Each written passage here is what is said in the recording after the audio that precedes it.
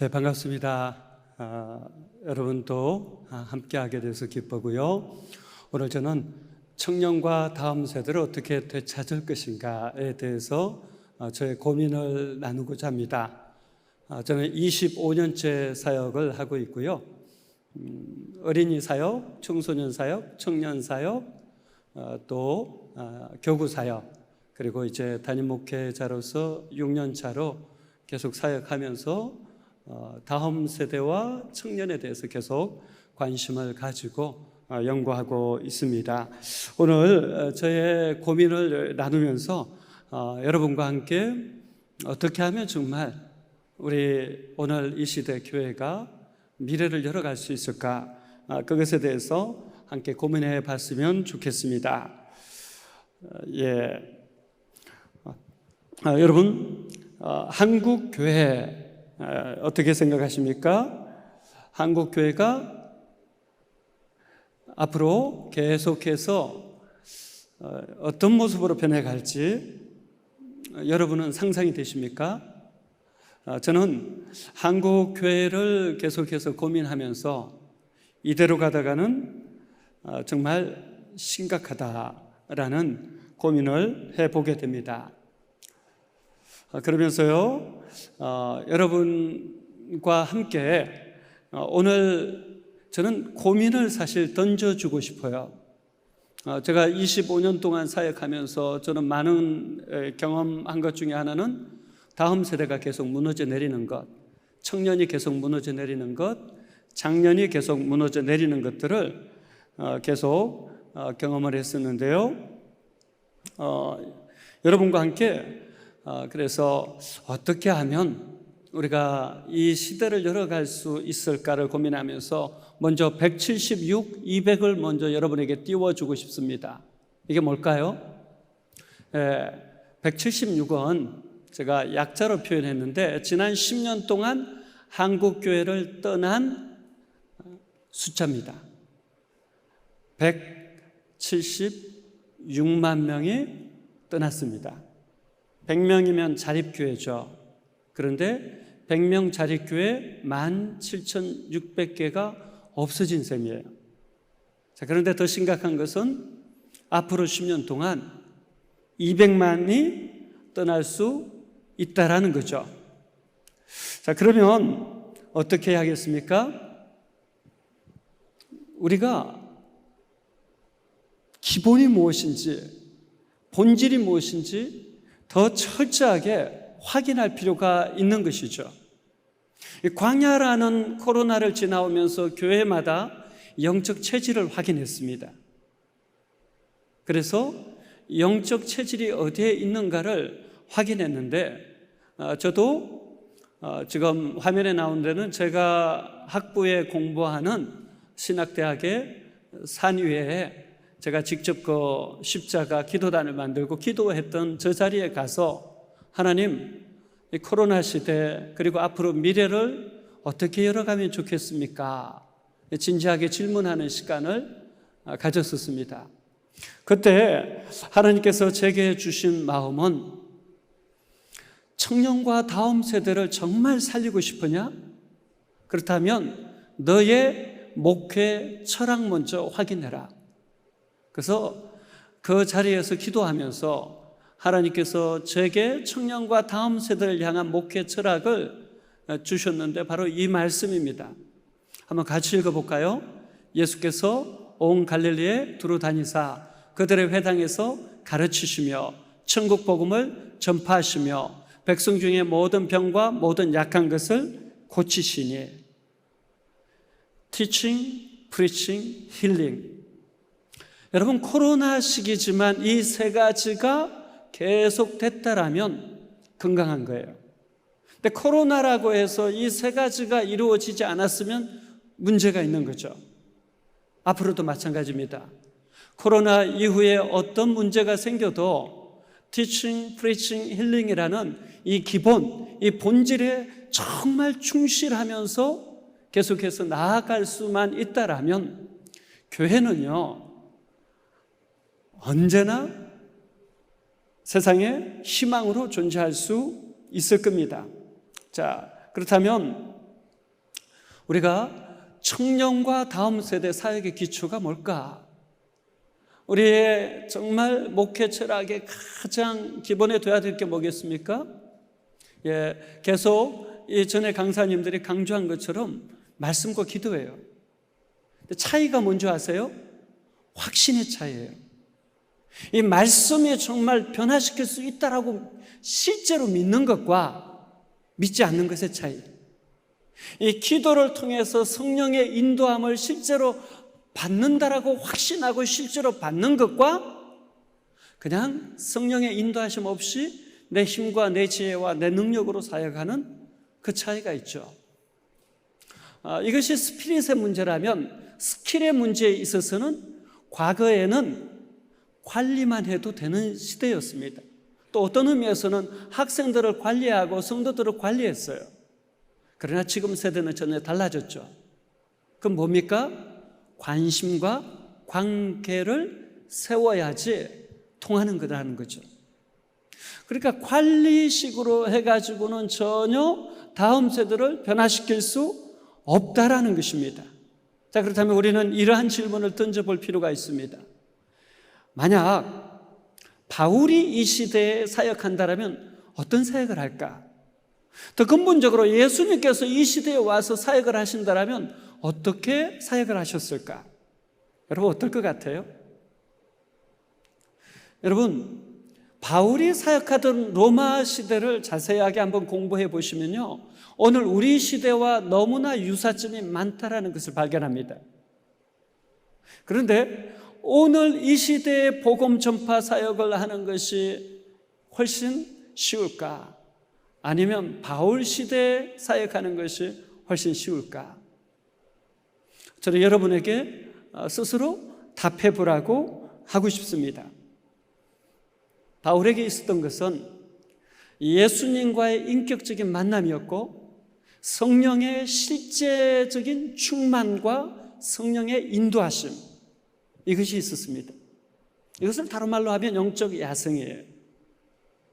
여러분 한국 교회가 영적 야성을 점점 잃어가고 있죠. 한국 교회가 어느 순간부터 편리함에 길들여졌어요. 그래서 심지어 사역자들마저도 교회를 직장처럼 그냥 생각하는 경우도 꽤나 많이 보입니다. 저는 바울이 우리 시대 사역을 했다면 직장인처럼 사역했으리라 생각하지 않습니다. 왜요? 바울은 예수님을 인격적으로 만났거든요. 복음과 하나님의 나라가 사람을 바꿀 수 있다는 걸 경험했거든요. 성령을 실제적으로 경험하고 성령의 인도함을 계속 받았거든요. 여기에서 우리가 심각한 고민을 해볼 필요가 있는 거죠. 자, 만약에 청년 사역자든 주일학교 사역자든 바울이 사역을 했으면 어떻겠을까? 저는 질문했을 때 카페인 중독자가 됐겠다.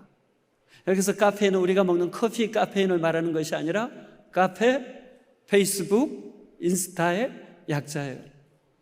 아마 바울은 말씀과 기도라는 이 본질, 기본은 붙들지만 방법론에 있어서는 철저하게 이 시대의 문화의 옷을 입었을 거라고 저는 생각해요. 바울이 상상해 보세요. 막 카페에, 블로그에 글을 써요. 바울이 일어나서 항상 페이스북에 글을 올려요. 인스타에 글을 올려요. 바울이 유튜브를 찍어가지고 그 시대와 소통하기 위해서 글을 올려요. 저는 이 시대에 바울이 사역했다면 그렇게 사역했으리라고 생각하는 거예요. 그렇게 상상하는 거예요. 왜요?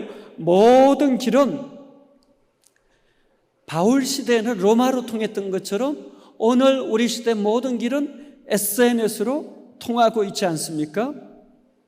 그렇다면 모든 길이 SNS로 통하고 있다면 우리 교회도 이 SNS에 대해서 눈을 열어야죠. 그래서 저는 이 팬데믹이라는 코로나 기간이 우리에게 고통을 준 것도 있지만 오히려 미래를 대비할 수 있도록 하나님이 기회를 주셨다라고 생각해요. 왜요? 우리는 이런 것에 대해서 전혀 몰랐거든요. 유튜브든 페북이든 SNS든 잘 몰랐는데 코로나 시대를 경험하다 보니까 세계는 이미 이쪽으로 깊이 들어와 있고 이미 모든 패러다임이 바뀌고 있는 거예요. 자, 그렇다면 우리는 이 지점에서 심각하게 고민하면서 SNS를 통해서 어떻게 복음을 전할 수 있을까라는 고민을 해야겠죠. 그러니까 저도 이런 고민을 했었습니다. 2000년대 이 고민을 하면서 카페를 만들었어요. 신대원 1학년 때. 그리고 지금까지 그 카페에 3만 개의 글을 올렸습니다. 엄청나게 쌓인 거죠. 그러니까 카페가 저장고가 된 거예요. 그러니까 저는 해외 갈 때도 해외 가서 그 카페에 들어가서 메시지를 바꾸기도 하고 조정하기도 하고 강의를 정리하기도 합니다. 그리고 그 카페는 검색 기능이 있기 때문에 검색을 하면 내가 어떤 것을 고민했고 생각했는지 모든 그 3만 개에 대해서는 다 검색이 되는 거죠. 또 저 같은 경우는 페이스북을 계속 10년째 하고 있습니다. 청년 사역할 때부터 계속 했는데요, 이 페이스북에 청년사역연구소를 만들어서 계속하면서 3만 명의 팔로워와 매일 계속해서 글을 올리고 공유, 공감, 소통을 합니다. 그 페북 메시지 기능을 통해서 상담을 합니다. 그러니까 시대가 바뀌었죠. 여전히 티칭, 프리칭, 힐링은 이루어지고 있는데 문화의 옷만 바꾼 거예요.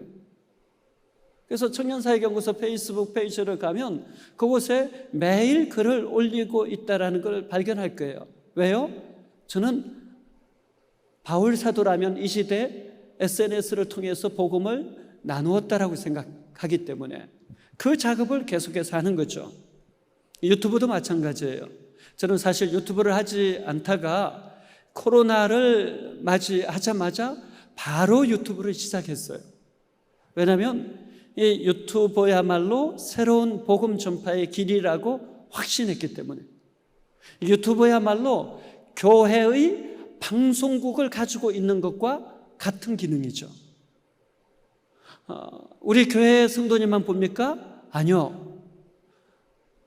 불신자도 보죠. 또 전 세대가 보죠.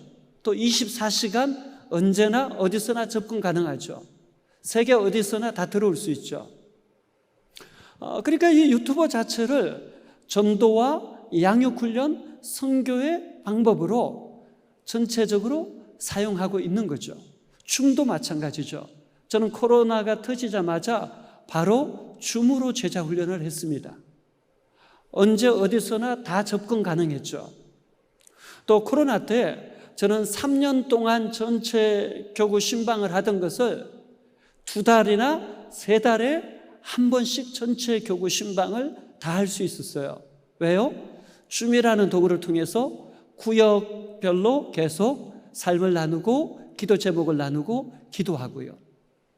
이것이 다음 세대뿐만 아니라 교회의 전체적인 사역 속에 스며들게 하는 거죠.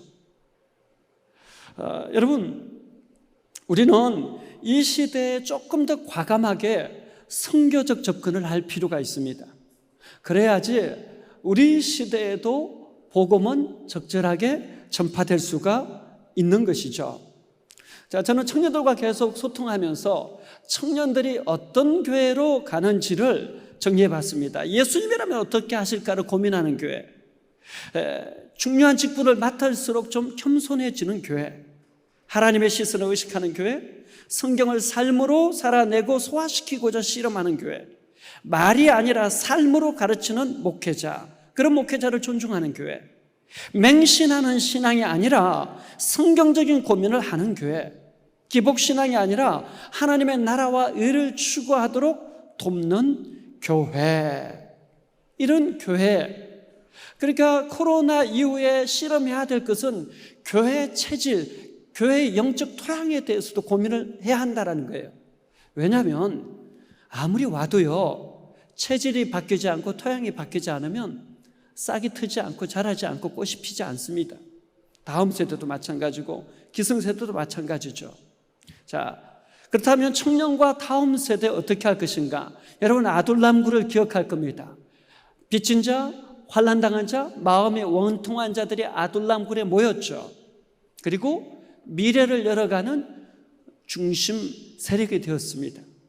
저는 청년과 다음 세대가 이 아둘람굴 같은 공동체를 고민해야 된다고 생각해요. 특별히 사랑하면 방법은 50가지, 100가지 나옵니다. 사랑하면 시간이 없다고 합니까? 아니요. 어떻게 하든지 시간을 만들어내는 거예요. 사랑하면 방법이 100가지, 1000가지 얼마든지 나올 수 있는 거예요. 그러니까 우리가 유연성을 가지고 정말 깊은 사랑에서 성육신적인 고민을 해야 하는 거죠. 그러니까 성공을 고민하지 말고 어떻게 하면 청년과 다음 세대에 다가갈 수 있을까? 이 성육신적인 고민을 치열하게 할 필요가 있습니다. 제가 어린이 사역할 때요, 어린이들이 5명 이렇게 맡겨졌는데 제가 지식적으로는 아는 게 아무것도 없었습니다. 고3 때 저는 예수님 영접하고 20살 때 교사로 헌신했어요. 교회가 적은 교회여서 헌신을 했는데 어떻게 해야 될지 방법이 없는 거예요. 그런데 이 아이들을 너무 사랑해서 이 아이들이 어떤 아이들인지 분석하니까 맞벌이하는 가정이 너무나 많은 거예요. 그래서 제가 생각했던 것은 공부방을 만들어서 아이들에게 껌 하나씩, 사탕 하나씩 하루에 그렇게 하나씩만 나눠주면서 아이들과 씨름했더니 15명의 연말이 되니까 되더라고요. 사랑하면 그 아이들의 필요가 보이죠. 그 아이들의 필요를 중심으로 접근하고 사랑이 경험되어지면 그 다음에 복음은 들어갑니다. 그런데 지금 세대의 아이들은 사랑이 경험되지 않으면 숱한 지식 다 튕겨져 나갑니다. 제가 청소년 사역을 할 때요, 15명의 아이들이 있었는데 아이들이 가출을 많이 하는 때였습니다. 근데 아이들이 이제 교회에 오는데 보니까 똥싼바지 입고 오고 머리 물들이고 오고 또 슬리퍼 신고 오고 피어싱 하고 오고 이러니까 교회 안에서 저보고 이 아이들을 교회 못 오게 해라. 우리 아이들 망친다. 이런 말씀들을 하시는 거예요. 제가 하나님 앞에 기도하면서 하나님이 주시는 지혜를 가지고 어떻게 했냐면 평화시장에 가서 청바지 사서 칼로 쫙쫙 찢었어요. 그리고 기도하실 때 그 찢어진 청바지를 갈아입고 설교 제목을 똥싼바지 입은 10대여 다 교회로 오라 이렇게 설교했어요. 그리고 저는 피어싱 떼란 말 하지 않았습니다. 똥싼바지 입지 말라 말하지 않았어요. 머리 물 들이지 말라 얘기하지 않았어요. 정말 단지 사랑했습니다. 한 아이를 진심으로 사랑했고 그 아이들의 고민을 들으면서 눈물을 흘리면서 공감하고 소통했어요. 그리고 이 아이들과 무엇을 할까 고민하다가 이 아이들을 바꿀 수 있는 분은 성령밖에 없으시다라는 생각이 들었어요. 이 아이들은 공부하는 걸 싫어했기 때문에 성경 공부하자고 하면 안 오죠. 그래서 기도하자 하고 말씀 5분만 나누고 찬양과 기도를 2시간씩 했습니다. 토요일마다요. 이 아이들이 사랑을 경험하고 성령 체험을 하니까 더 이상 머리에 물들이지 않는 거예요. 피어싱 다 떼는 거예요. 그리고 다른 친구들을 전도하는 거예요. 제가 사역하면서 가장 놀라운 부흥을 그때 경험했어요. 왜냐하면 15명이 1년 반 만에 70명이 되더라고요. 이 아이들이 성령을 경험하면서 변화가 되니까 너무 좋으니까 다른 아이들을 데리고 오는 거예요. 여러분, 우리 시대에도 크게 저는 다르다라고 생각하지 않아요. 내가 섬기는 대상이 정말 성령 체험을 하고 말씀과의 만남을 경험하면 우리가 섬기는 아이들이 변화되면 다른 아이들을 데리고 오겠죠. 청년 사역도 그 연장선상이었습니다. 저는 청년들에게 맞춤식의 제자 훈련을 했어요. 3교대 근무를 하는 아이들은 3교대 근무 시간이 맞는 아이들끼리 모아서 제자 훈련 시켰고요. 새벽에 밖에 시간이 안 되는 아이들은 새벽 예배 후에 모여서 제자 훈련 시키고 저녁만 시간이 되는 아이들은 저녁 때, 주일 밤만 시간이 되는 아이들은 주일 밤에 정말 코피 터져가면서 성경 공부를 가르쳤습니다. 때로는 1대1로, 때로는 소그룹으로 맞춤식으로 계속해서 아이들에게 다가가면서 변화를 계속 함께 경험한 거죠. 그래서 여러분, 저는 오늘 우리 안에 이 확신이 있었으면 좋겠어요. 최고의 기본기 중에 기본기는 기도와 말씀이다. 오늘도 계기자 계속 기도하자, 그렇죠? 네. 그러나 문화의 옷에 대해서는 얼마든지 여러분이 열려져 있었으면 좋겠습니다. 그러니까 다음 세대가 결국 다른 세대가 되지 않게 하려면 여러분이 사무엘과 홈리와 비나스를 생각하시면 될 거예요. 똑같이 혼돈의 시대, 혼란의 시대, 혼잡한 시대를 살았죠. 그런데 사무엘은요, 엘리 제사장이 양육한 것 아니에요. 부모님이 한나가 관심을 가지고 돌봤죠. 여러분, 이것이 중요해요. 한국교회가 어느 때부터인가 교회, 학교에 다 맡겨놔요. 자녀들의 신앙을. 아니요, 바뀌어야 됩니다. 부모님이 1차 교사예요. 부모님이 책임지고 자녀의 신앙을 양육하고 훈련할 수 있어야 된다는 거예요. 여러분, 이것에 분명히 눈을 떠야 됩니다. 그리고 부모 세대와 교회 학교가 함께 힘을 모아서 성령을 만날 수 있도록, 그리고 성경을 암송하든지 읽든지 묵상하든지 이 말씀의 훈련을 어린이나 청소년이나 청년이나 계속 할 수 있어야 됩니다. 인격적으로요. 저는 어린이 사역을 하든 청소년 사역을 하든 청년 사역을 하든 개인적으로 성경을 계속 읽게 했습니다. 이것이 변화의 키기 때문이죠. 자, 그렇다면 이 코로나 시대는 결국 저는 길을 만들고 오히려 길을 여는 사역이 열려지는 때라고 생각합니다. 코로나가 끝나고 나서 여러분 이 길에 대해서 깊이 고민하셨으면 좋겠어요. 청년과 다음 세대든 작년 세대든 결국 우리는 복음과 하나님의 나라를 전파하는 길을 내는 사람들인데, 저는 이 사진에 뜨는 이 사진들을 코로나 기간 내내 3년 동안 일주일에 2번에서 3번씩 교회를 오가면서 사진을 찍었습니다. 그리고 칼럼과 함께 찍은 사진들을 계속 홈페이지에 또 카페에 또 페이스북에 공유하면서 나누었습니다. 제가 직접 다가가지는 못해도 카페가, 페이스북이 또 유튜버가 이런 일들을 대신 해준 거죠. 저는 앞으로도 계속해서 온라인, 오프라인을 병행할 겁니다. 그리고 이 온라인이 특별히 전도와 선교의 중요한 도구임을 놓치지 않을 겁니다. 어떻게 하면 불신자에게도 더 접근할 수 있을까? 어떻게 하면 청년과 다음 세대도 더 접근할 수 있을까를 더 깊이 고민하면서 다가갈 겁니다. 그렇기 때문에 우리가 정말 해야 될 것은 다음 세대를 위해서 무엇이든 꿈꾸고 시도하는 이 실제적인 헌신이 우리 시대에는 좀 필요한 것 같아요. 저는 청년 사역을 주로 해왔기 때문에 청년 사역에 대해서만 간단히 요약해서 말씀을 드리면, 저는 늘 이런 고민을 합니다. 오늘 청년이 우리 교회에 대해서 자랑스러워할 만한 교회의 모습인가? 그러면 어떻게 하면 청년이 교회를 자랑스러워할 수 있도록 세워갈 수 있을까? 제가 했던 수많은 거의 수십 가지, 수백 가지 방법이 있었는데요. 간단히 설명하면 예를 들면 이런 거예요. 강단 꽃꽂이만 하지 말고 세상을 위한 꽃꽂이를 하자.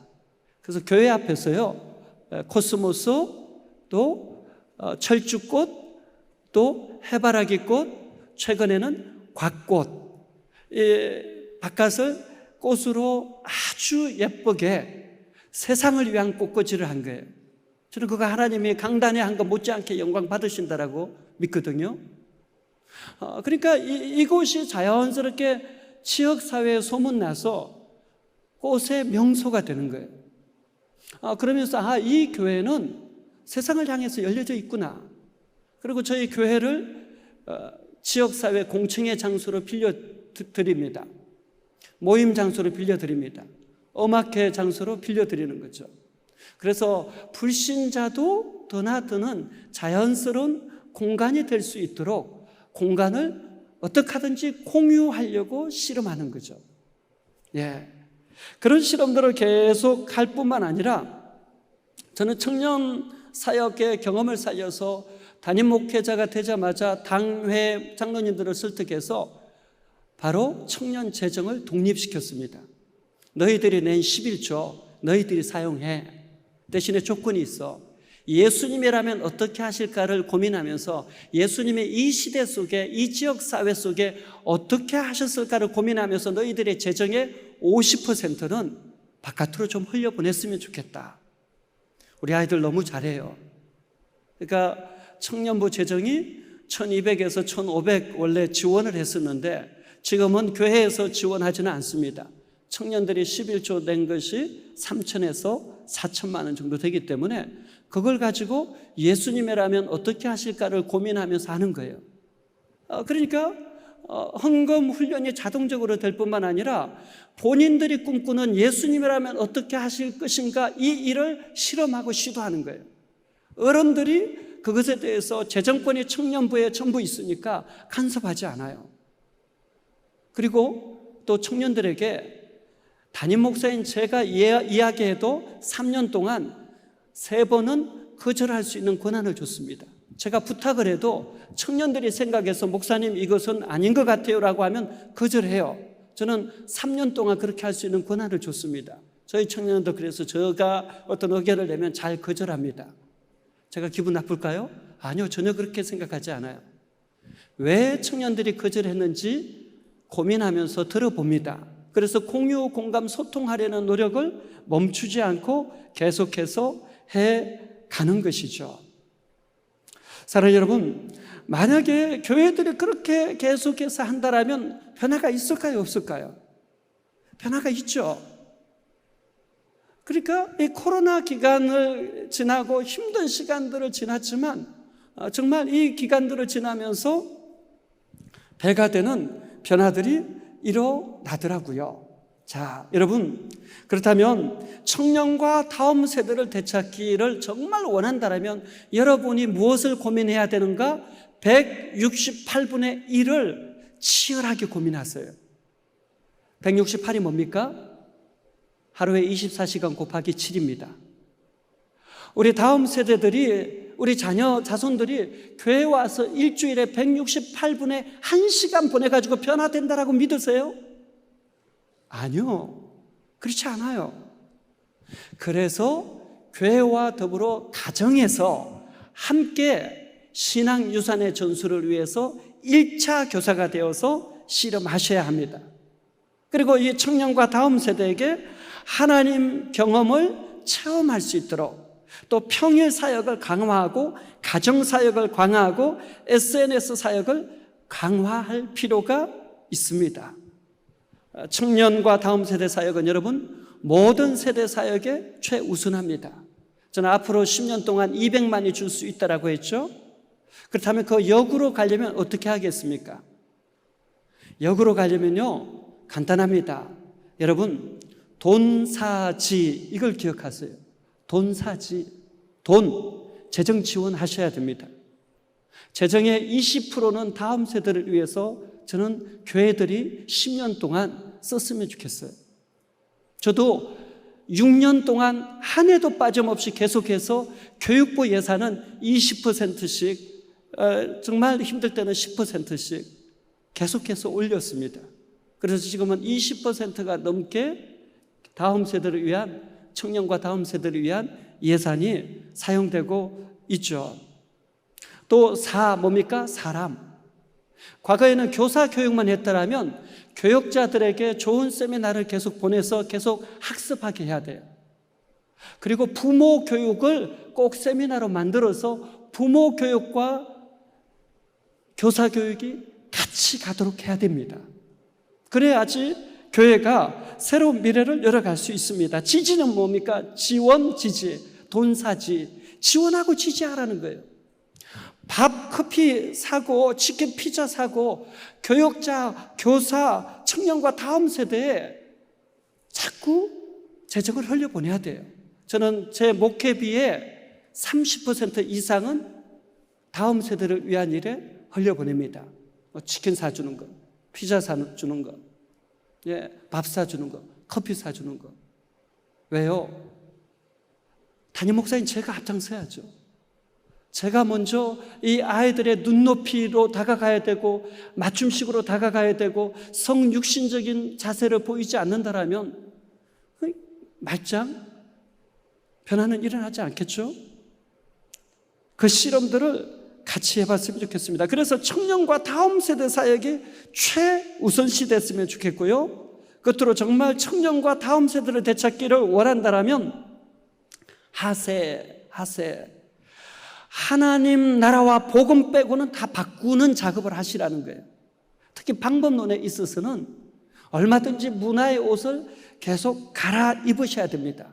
말씀과 기도 본질은 더 강화하되 방법론에 대해서는 문화의 옷을 입는 것, 하나님 나라 복음 빼고는 바꾸는 것을 두려워하지 않아야죠. 새 포도주는 새 부대에 새로운 접근, 새로운 실험, 새로운 시도를 계속해야죠.